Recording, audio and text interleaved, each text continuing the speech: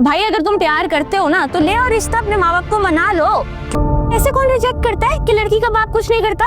क्या क्या बकवास कर रही हो यार, तुम होती कौन हो हमारे घर के प्राइवेट मसले में घुसने वाली?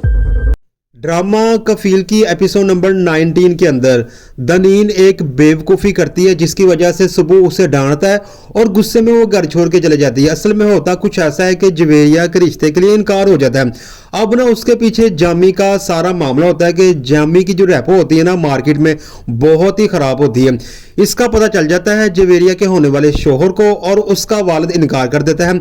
अब ना दनीन उनको मनाने की कोशिश करती है। ये सारी बातें ना सुबह आके सुन लेता है। सुबह फ़ोन छीनता है और दनीन को डांटता है कि हमारा जो प्राइवेट मसला है उसमें तुम क्यों इन्वॉल्व हो रही हो, तुम होती कौन हो। ये सारी बातें सुनने के बाद ना दनीन गुस्से से चले जाती है।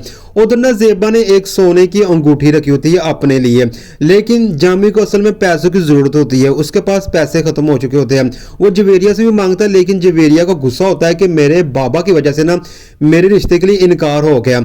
अब ना वो पैसे की तलाश में होता है। उससे अलमारी से एक सोने की अंगूठी मिल जाती है जो कि ज़ेबा की होती है। वो अंगूठी उठाता है और चले जाता है, बेच के खा लेता है।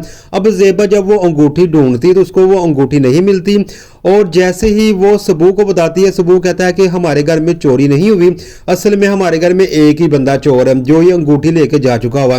अब सबू को मौका मिलता है कि वो अपनी वालदा से कहे कि आपने जिस तरह की ज़िंदगी गुजारी है ना वैसी ही ज़िंदगी आपने हमें दी है। ज़ेबा कहती है कि इसमें मेरा कोई कसूर नहीं, असल में हमारी किस्मत में ऐसा ही लिखा हुआ है। सबू कहता है कि ऐसा नहीं लिखा हुआ बल्कि आपने ऐसा लिख दिया हुआ है, जिस उम्र में हमारी खेलने की उम्रें थी, गुड्डा गुड्डी खेलने की उम्र थी, वो आपने हमें काम पे लगा दिया। अब सबू की बातें सुनने के बाद ना ज़ेबा को दुख तो होता है। वो अपनी सहेली से शेयर भी करती है कि मैंने अपने बच्चों के साथ ना बहुत ज़्यादा नाइंसाफ़ी की है, लेकिन अभी भी वो कोई भी फैसला नहीं कर पाती क्योंकि वो इस कंडीशन में होती है कि अगर मैंने डिवोर्स ले ली तो मेरी बच्चियों का क्या बनेगा, हम कहाँ पे जाएंगे। यानी कि वो तरह तरह की उससे सोचें आती हैं और सबू की बातों को वो इग्नोर करती है, दोबारा से वही लाइफ शुरू करती है। तो ये एपिसोड यहीं पे ख़त्म हो जाएगी। अगली एपिसोड में क्या होगा उसको जानने के लिए मेरे चैनल को सब्सक्राइब करें और बेल आइकन को लाजिम प्रेस करें।